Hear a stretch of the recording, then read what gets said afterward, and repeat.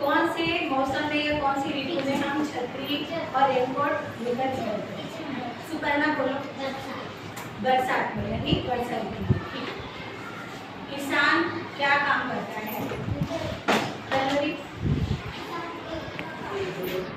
जोर से बोलो बेटा। किसान खेती का काम करता है। Very good. अच्छा, वो खेती का काम करता है तो खेती के द्वारा वो क्या उगाता है? बोलो बेटा। अनाज। अनाज उगाता है। और कोई? अनाज उगाता है, सही है। हाथ उठाओ, आप कौन कौन बोलेंगे? हाँ, फसलें। जो अनाज होता है उसे क्या कहते हैं? फसलें उगाते हैं।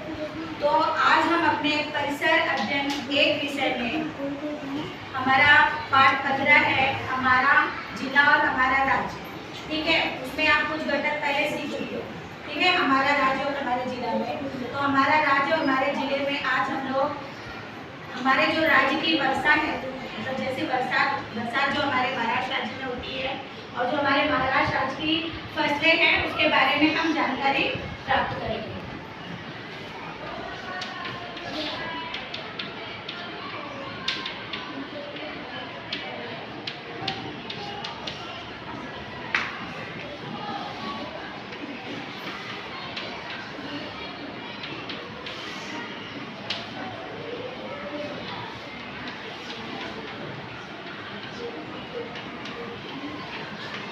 विषय हमारा परिसर अध्ययन 1 है, उसमें विषयांश यानी घटक पाठ क्या है? पाठ 15 हमारा जिला और हमारे राज्य। उसके अंतर्गत हम थोड़ा सा सीखने जा रहे हैं। पूरा पाठ हम नहीं सीखेंगे, थोड़ा घटक सीखने। उसे क्या कहेंगे? उप घटक। घटक के अंदर से भी जो छोटा सा पाठ आपने देखा ना, बहुत एक लेसन हम पढ़ते हैं, बहुत बड़ा पाठ होता है, तो पूरा पाठ नहीं, उसके अंतर्गत एक ही घटक सीखेंगे, महाराष्ट्र राज्य की वर्षा और उसकी फसलें।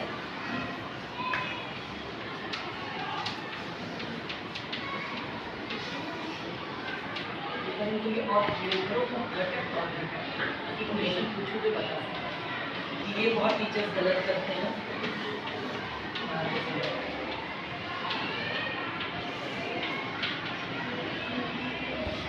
आपका जैसे पाठ 15 हमने इसके पहले कुछ टॉपिक सीखा हुआ है। पाठ 15 क्या है? हमारा जिला और हमारा राज्य। ठीक है, उसके अंतर्गत आपने देखा होगा, इससे पहले हमने महाराष्ट्र राज्य के जिलों के बारे में जानकारी प्राप्त किया। वो एक घटक के अंदर का उपघटक हुआ। एक ही पाठ में बहुत सारी चीजें हैं, बहुत सारे टॉपिक होते हैं, बहुत सारे मुद्दे होते हैं। ठीक है, तो जो पाठ के अंदर जो अलग अलग मुद्दे होते हैं, अलग अलग टॉपिक होते हैं, उसमें से जब हम एक कोई टॉपिक, एक कोई मुद्दा आपको पढ़ाते हैं तो वो क्या कहलाता है? उपघटक। और घटक क्या कहलाता है? विषयांश या घटक उस पाठ का नाम। ठीक है, अभी मैंने आप लोगों को, हर बच्चे को मैंने ऐसे 2 दिया हुआ है, दिया है ना। तो जब मैं ये समझाती रहूंगी, आप अपने किताब निकालो, आप लोग उसके ऊपर ये रखो। यहाँ पहले आपको देखना है, उसके बाद आपको अपने उस जेरोक्स में भी देखना है। और ये किसका जेरोक्स है? उसके पहले आपको पता होगा, इसके पहले मैंने आपको बताया हुआ है कि घर घर, छोटे छोटे घर, बड़े बड़े घर मिलकर क्या बनता है? क्या बनता है? गांव। और गांव गांव मिलकर क्या बनता है? तहसील। गांव गांव या शहर शहर मिलकर तहसील। और बहुत सारे तहसील मिलकर क्या बनता है? और बहुत सारे जिले मिलकर क्या बनता है? राज्य। और बहुत सारे राज्य मिलकर क्या बनता है? बहुत सारे राज्य मिलकर देश बनता है। बताया था ना? भूल गए? और बहुत सारे देश मिलकर क्या बन जाता है? महाद्वीप। बताया था ना? कितने महाद्वीप है? 7। Okay, very good. तो पहले हम लोग ये जो हमारा भारत, हमारे देश का नाम क्या है? भारत देश। तो ये जो हमारा महाराष्ट्र राज्य है वो भारत देश में के अंतर्गत ही एक राज्य में आता है। तो हम लोग पहले महाराष्ट्र राज्य भारत में किस स्थान पर है वो एक बार देखेंगे, फिर हम महाराष्ट्र राज्य की वर्षा और बारे में देखेंगे।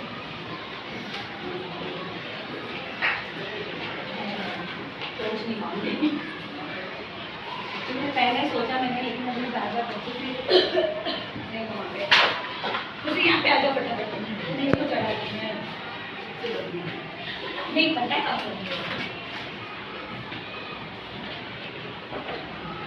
अभी ये क्या है? हमारा भारत देश है। क्या है? भारत देश। और आपको मैंने बताया था कि बहुत सारे राज्य मिलके हमारा भारत देश बना है ना? और भाषाओं के आधार पर राज्य है।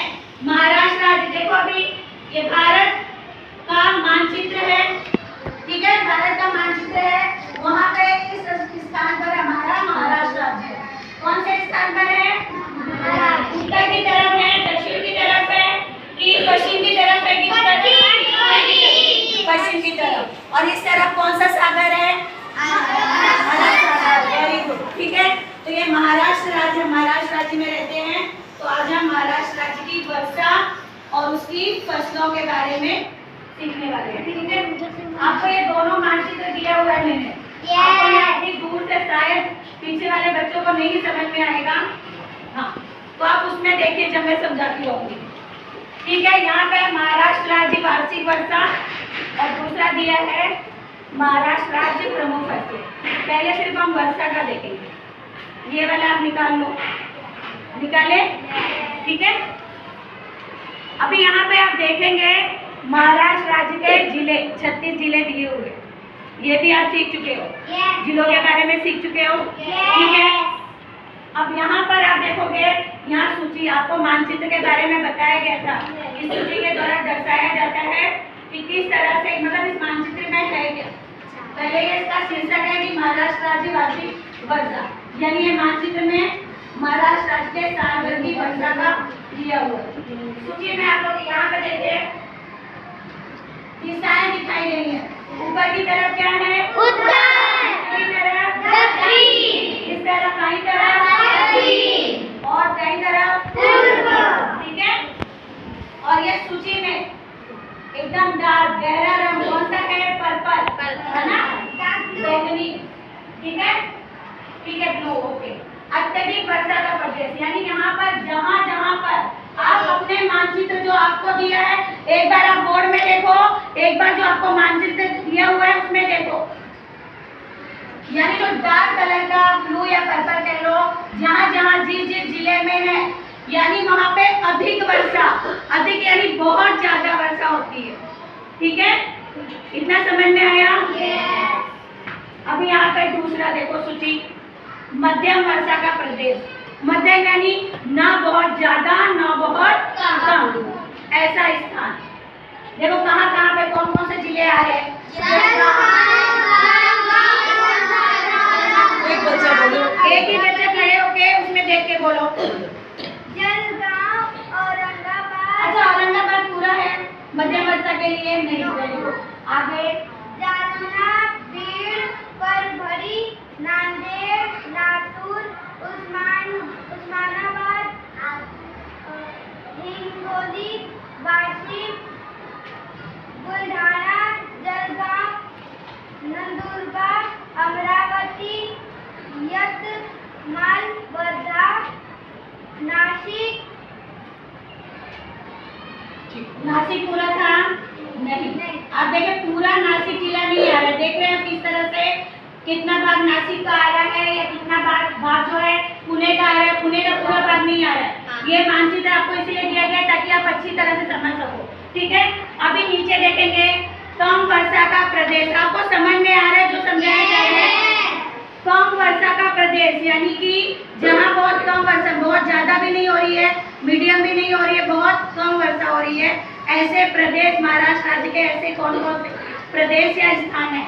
अभी कौन से बच्चे खड़े होकर बताएंगे? बोलो बेटा।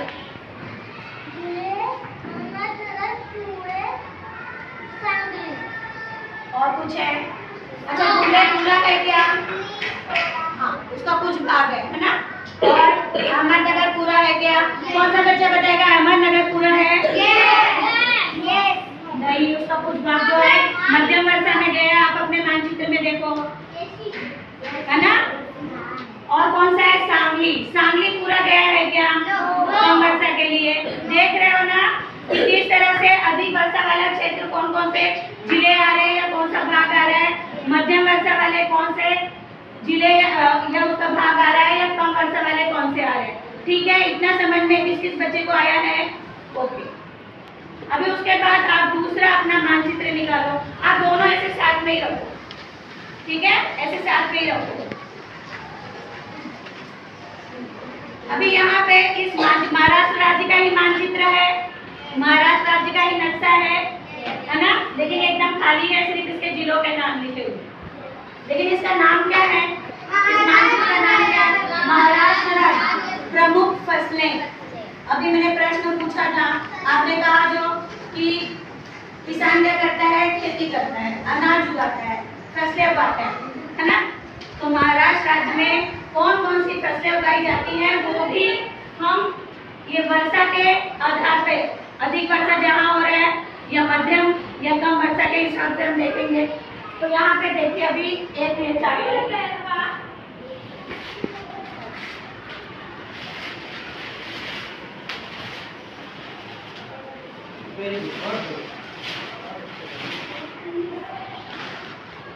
पहले हम इसको देखेंगे, ठीक है। यहाँ है वर्षा वाले क्षेत्र और मुख्य फसलें।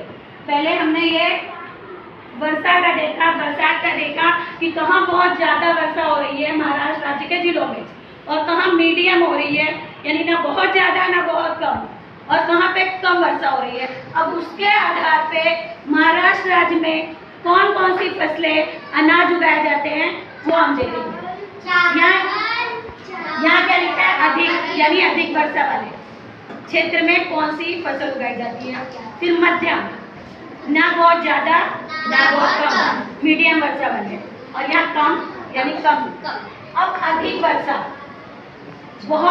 जहाँ ज्यादा बरसात होती है वहाँ कौन सी फसल उगाई जाती है? भात या धान। आपकी किताब में भात लिखा है, लेकिन वो होता है चावल। जब कच्चा होता है उसे क्या कहते हैं? चावल। पकने के बाद क्या हो जाता है? वो भात। आप कभी गांव गए हो?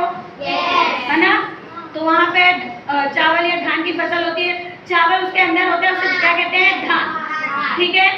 अब चावल की फसल के लिए, धान या भात की फसल के लिए कैसी वर्षा की जरूरत होती है? अधिक वर्षा, ज्यादा वर्षा। महाराष्ट्र राज्य के जिन जिलों में या जिन स्थानों पे ज्यादा वर्षा होती है वहाँ पे कौन सी फसल उगाई जाएगी? फिर चावल। कौन सी फसल उगाई जाएगी? ठीक है, आपने देखा अधिक वर्षा, ठीक है, आपके पास मानचित्र है, ठीक है। अब मध्यम, जहाँ पे न ज्यादा वर्षा न कम, वहाँ क्या क्या उगाया जाता है? आप लोग तुअर की दाल कहते हैं, है ना। अरहर को कौन सी दाल कहते हैं? तुअर दाल, ठीक है। अरहर की फसल उगाई जाती है, और ये सोयाबीन। सोयाबीन खाते हो ना आप लोग? ठीक है। तो जहाँ पे मध्यम वर्षा होती है वहाँ पे अरहर और सोयाबीन। और मध्यम वर्षा वाला कौन सा है? ये देखो, ये सारा क्षेत्र मध्यम वर्षा वाला है, ठीक है। वहाँ पे क्या उगाया जाएगा महाराष्ट्र राज्य में? ठीक है। अभी कम, जहाँ पे कम वर्षा हो रही है, ठीक है, वहाँ पे क्या क्या उगाया जाता है?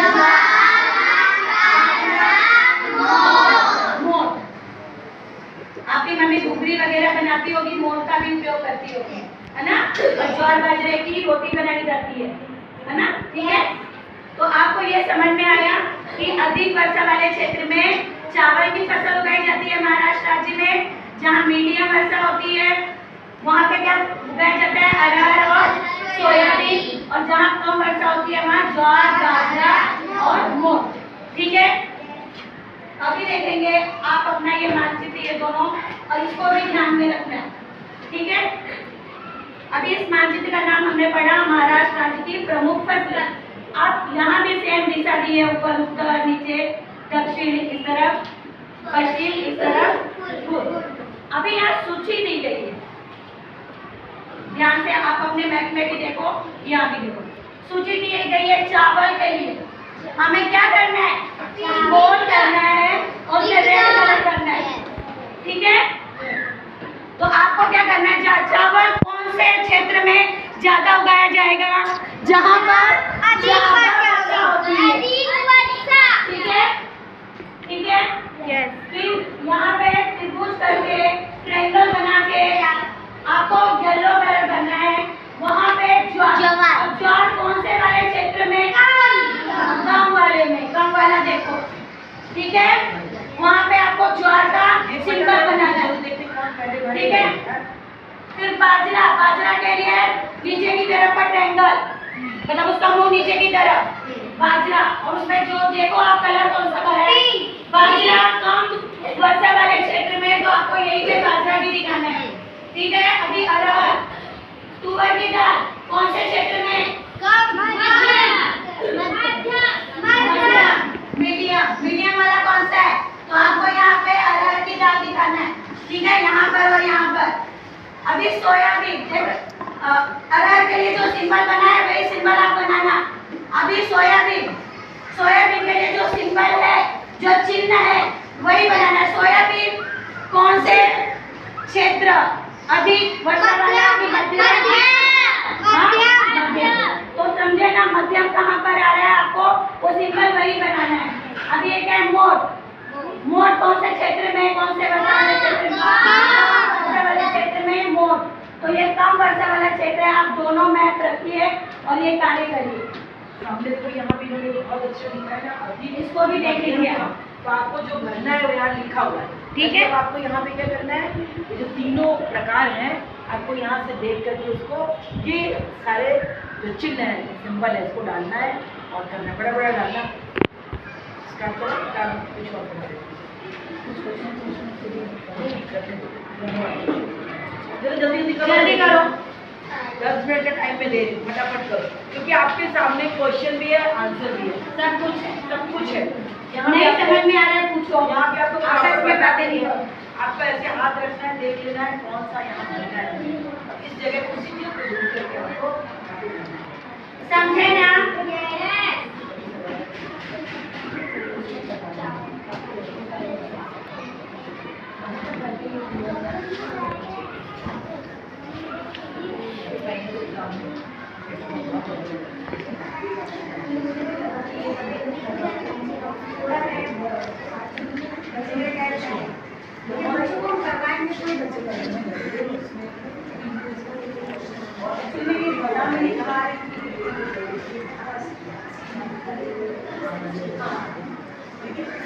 बारिश में हम और जगह जाएंगे तो और भी बहुत सारी बातें हैं, ये हमने जो होता है और इसका जो बहुत ज़्यादा असर होता है, और उस जगह पे आराम से नहीं, वहाँ पे बहुत सारी चीज़ें पैदा होती हैं, वहाँ पे पैदा होती है, क्या करें इसको ढूंढो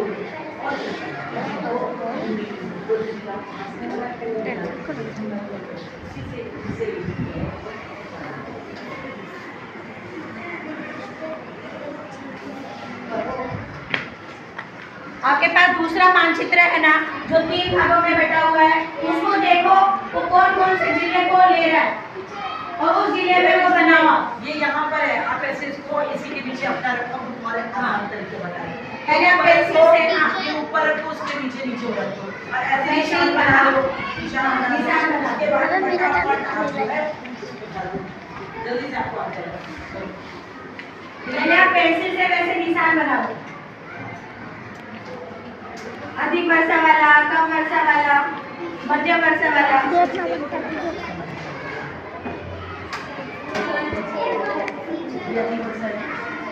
अधिक वर्षा में क्या है, यहाँ पे कौन कौन सा भाग ले रहा है, तो यहाँ पे क्या पूछा है, इस जगह चीज को देखो।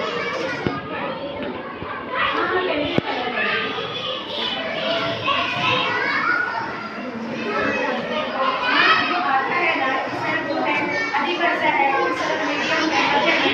जो अधिक वर्षा वाला है, अधिक वर्षा के अनाज बनाओ, सिंबल बनाओ। जो मध्यम वाला है वो मध्यम में बनाओ। पहले ये बताओ आप लोगों को समझ आया कि नहीं?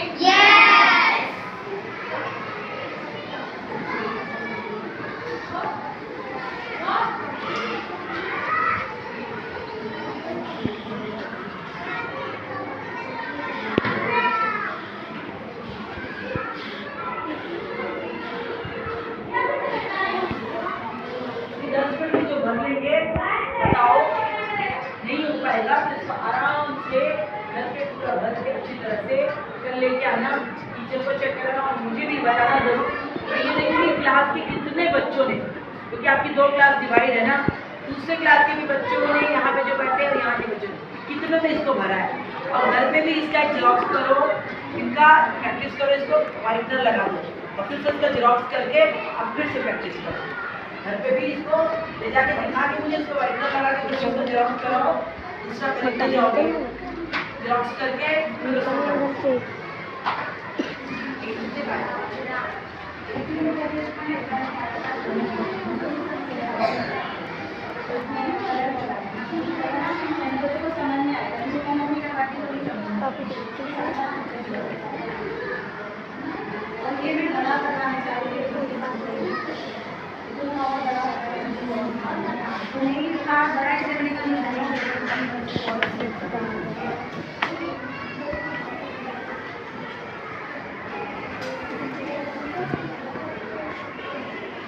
सूची को भी देखो, आप इंडेक्स में भी देखो,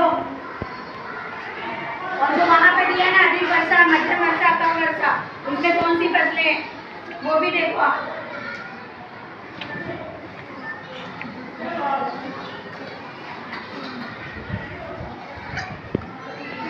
देखिए ऐसे भी करना है,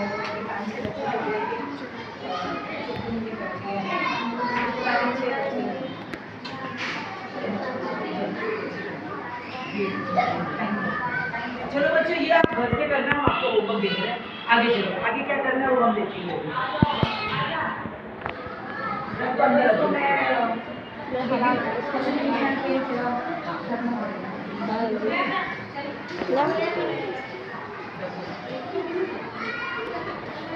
अभी आप लोग ये बंद करिए, घर से करके लेकर आइए, ठीक है। और कल पहले नहीं दिखाइए, मैं साइन करूँगी फिर मैडम जी को दूंगी, ठीक है। अभी बंद कर दो, ये घर ले जाना, ठीक है। कल लेकिन सभी बच्चों का करके आना चाहिए। कोई बात नहीं, चलो आगे। अभी जैसे मैं थोड़ा सा आपको बताना चाहूँगी, बड़ी मैडम ने भी कहा, मैंने पहले भी आपको बताया हुआ है कि यहाँ पर जैसे अधिक वर्षा, मध्यम वर्षा या कम वर्षा, जरूरी नहीं है यहाँ पे धान ही पैदा किया जाता है, चावल ही पैदा किया जाता है, उसके अलावा भी और फसलें पैदा की जाती हैं, सब्जियाँ पैदा की जाती हैं, ठीक है। अभी यहाँ पे जैसे कि मध्यम वर्षा, तो जरूरी नहीं है अरहर और सोयाबीन ही वहाँ उगाया जा रहा है, बाकी कोई फसल नहीं उगाई जा रही है। आप गांव में जाते हो, वहाँ आप छुट्टियों में रहे हो गांव में, या दिवाली की छुट्टियों में भी जाते हो, तो क्या एक खेत में सिर्फ एक ही फसल उगाई जाती है? नहीं, मौसम के अनुसार बदली कर करके कभी जो है धान चावल उगाया जा रहा है, कभी गेहूँ उगाया जा रहा है, कभी वहाँ पे सरसों उगाया जा रहा है, देख रहे हो ना। तो वैसे जरूरी नहीं है, बस ये भागों में इसलिए बांटा है ताकि आप अभी 4th क्लास में हो, आप पता चले आपको कि महाराष्ट्र राज्य जो है बरसात के हिसाब से कौन कौन से जिले या कौन कौन सी जगह अधिक वर्षा में आ रही है, मध्यम वर्षा में आ रही है या कम वर्षा में आ रही है। लेकिन फसलें अधिकतर सारी उगाई जाती हैं। धान के लिए ज़्यादा बारिश की जरूरत, ज़्यादा पानी की जरूरत रहती है, इसलिए चावल जो है अधिक वर्षा वाले जगह पर उगाया जाता है, बाकी और भी चीज़ें उगाई जाती है, ठीक है। Thank you.